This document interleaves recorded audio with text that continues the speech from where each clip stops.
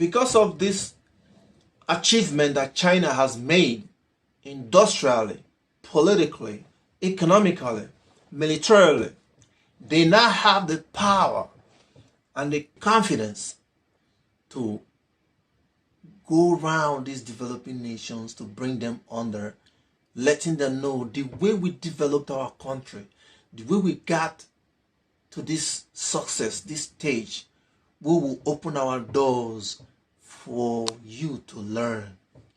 We will teach you. We are not coming to just take your resources, exploit you. You know, we are going to teach you. And that is the message that is ringing bell in Africa, in the developing world. And the smart leaders in the developing world right now are listening and grabbing it. And since South Africa is part of that BRICS, South Africa understands Africa, the Africans.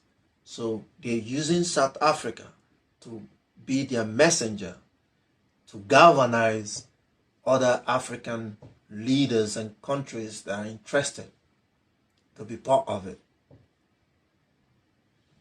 Zimbabwe, that is seriously sanctioned by the Western countries, is one of the first African countries that have recently that have just agreed to be part of BRICS.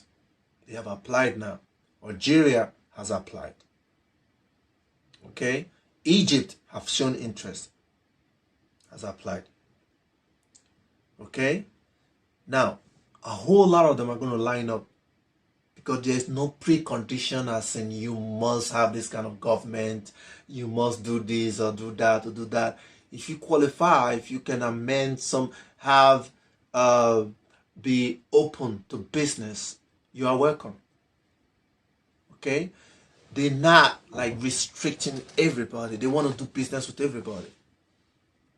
And that is why, just watch the trend. That is why now you see somebody like Julius Malema now sending a serious warning to France to free the Francophone countries in Africa, the French-speaking countries in Africa, because those countries are in a trap, deep trap, things they've signed during their independence agreement with France.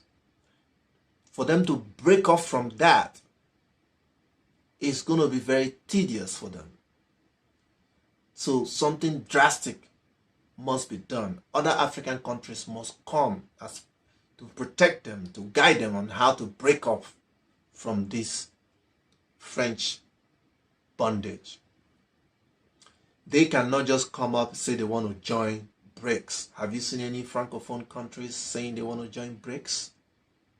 It's only the one that have the mind to break off, like Mali, Burkina Faso, that are broken off now from France. But breaking up means you're going to lose your FDR,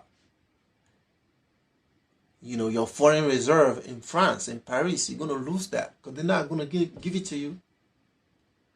Mali and Burkina Faso, these have asked France to leave. Mali have, chased out French troops from there. Now, why could they do that? They need security. Now, I told you guys before, China does not want to start going around getting people under its umbrella, the umbrella of BRICS, through military. Now, it does not want to be portrayed as being using its military might in an aggressive way of conjuring people to join his own club. So who would do that for China? Russia. Russia is now coming in like a security umbrella for developing countries, Africa, that wants to split from the Western clutches. That's why you have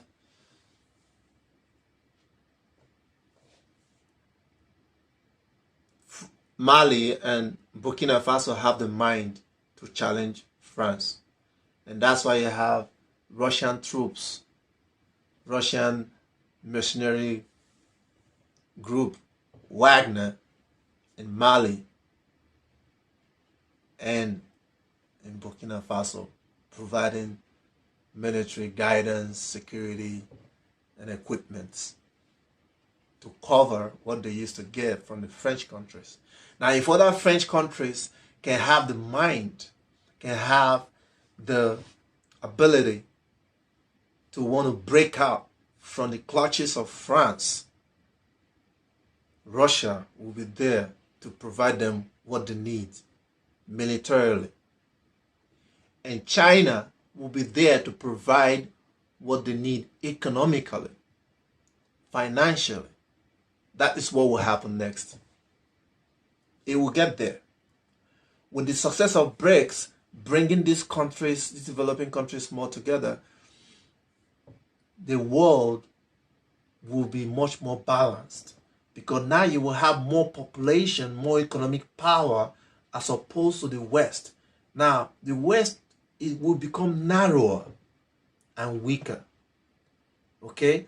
Now, by the time you have major part of the South American countries joining BRICS in the next 10 years, and you have like major part of African countries joining BRICS in the next 10 years, and also major part of Asian countries becoming part of BRICS in the next 10 years. At the same time, the Middle Eastern countries becoming part of BRICS, major part of them becoming part of BRICS within the next 10 years. That will cover almost 70% of the world population. And the world economic power. And that will not corner America and its Western allies. Let's go back to the peace deal between Saudi Arabia and Iran.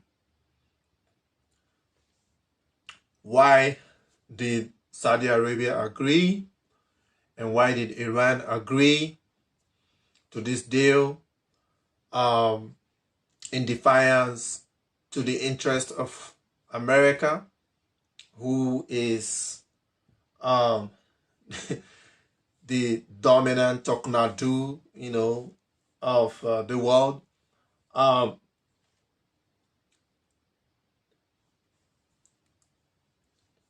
You must know that America has always been the largest, the biggest customer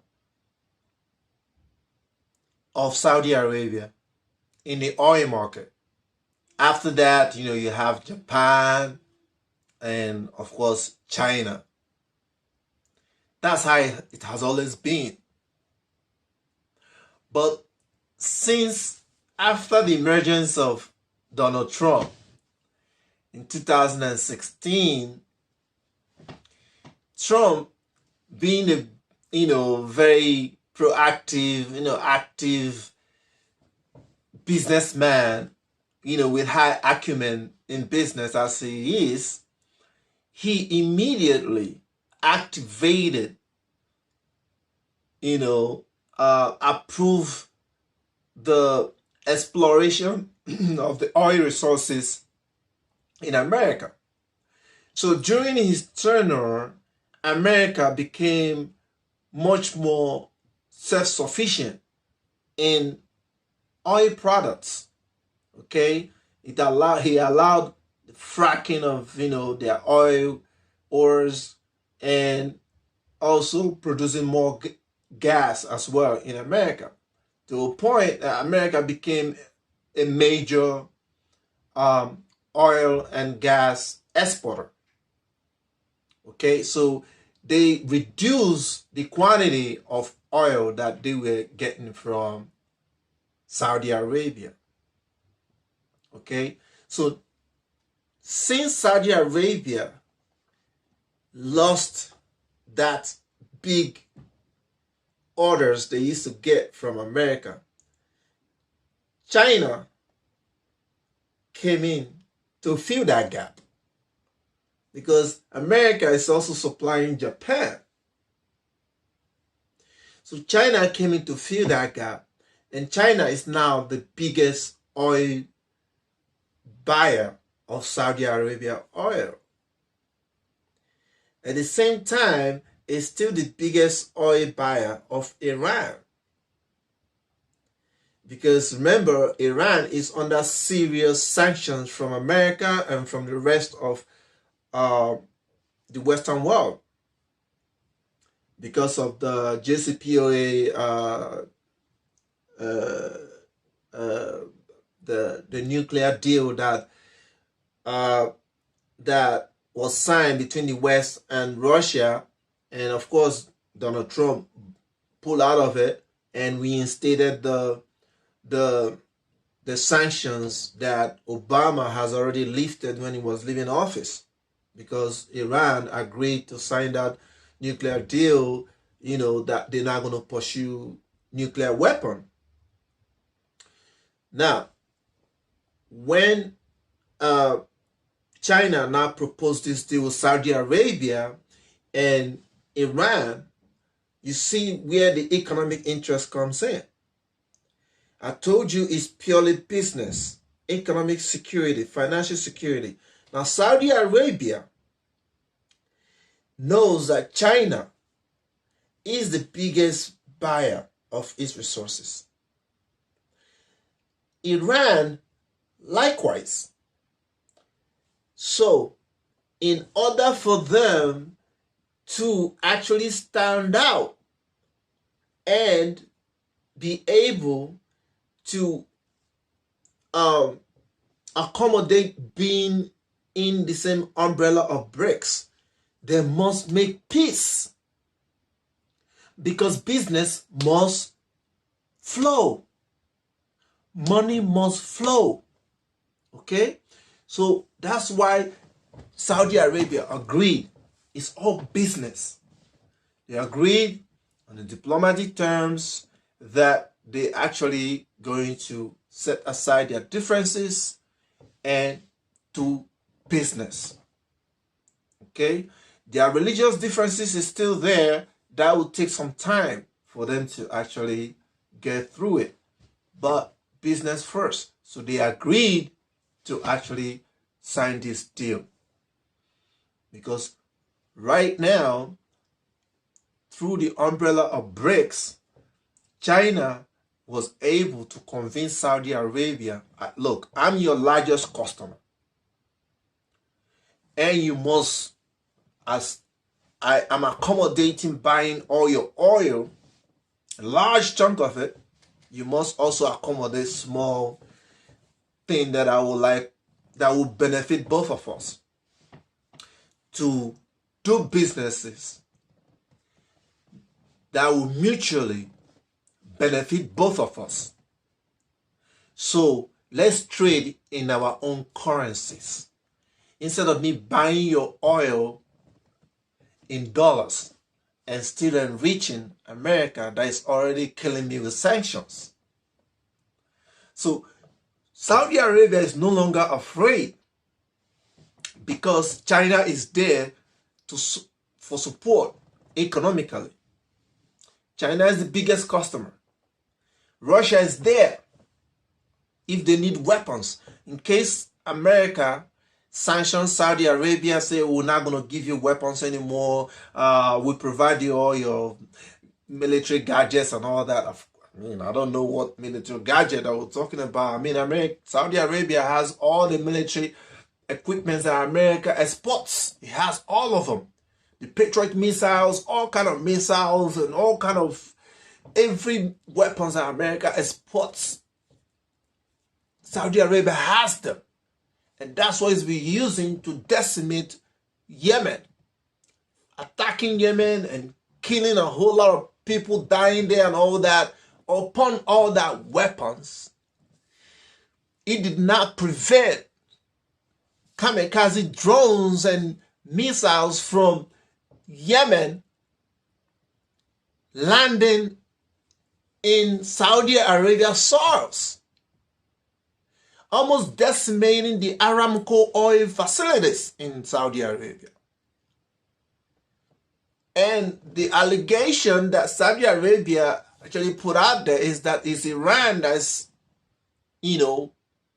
that's supplying the Houthis of Yemen these equipments to attack Saudi Arabia. Of course, we all know that's the truth, because the Houthis, the Yemen, they are mostly Shiites.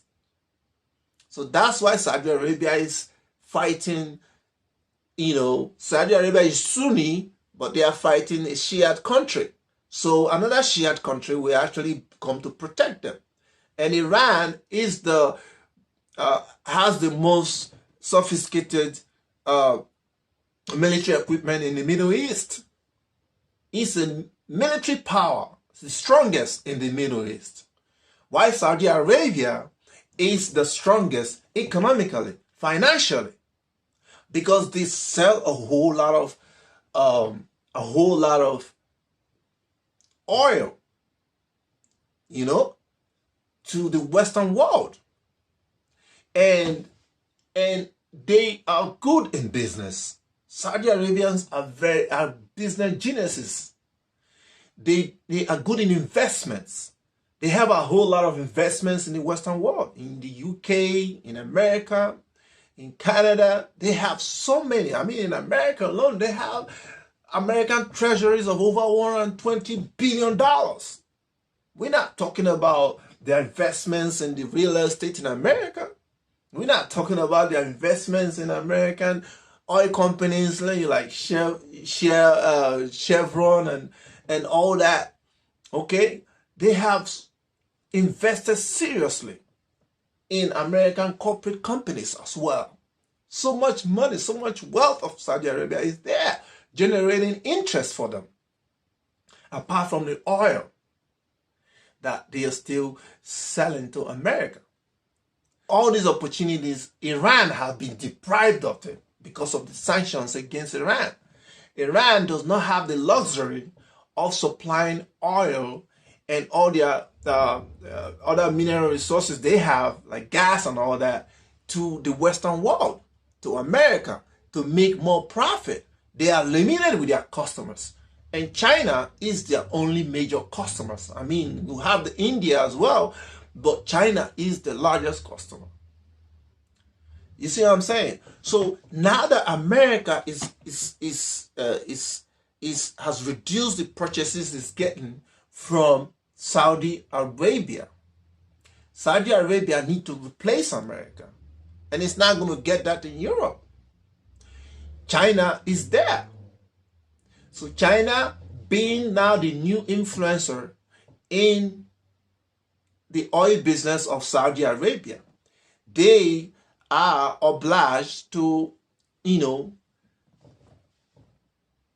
kind of like, you know how it is. You tap me, I tap you. Okay? You grease me, I grease you. So they're doing that. They have to actually agree to using each other's currency, instead of using the US dollars. So you see where I'm talking about now. I made mention before that Iran has the highest military power in the Middle East. It is very, very independent because it has done what Russia, have been doing since 2008. Being under serious sanctions since 1979, Iran knew that at any point in time, they're going to come for them. They're going to come. The Western countries are going to come one way or the other, through revolution, through internal conflict, through supporting opposition to destabilize the government and take over and all that, and put in a puppet, or instigate some kind of war, just like, they did, through Iraq, having Saddam Hussein to attack, to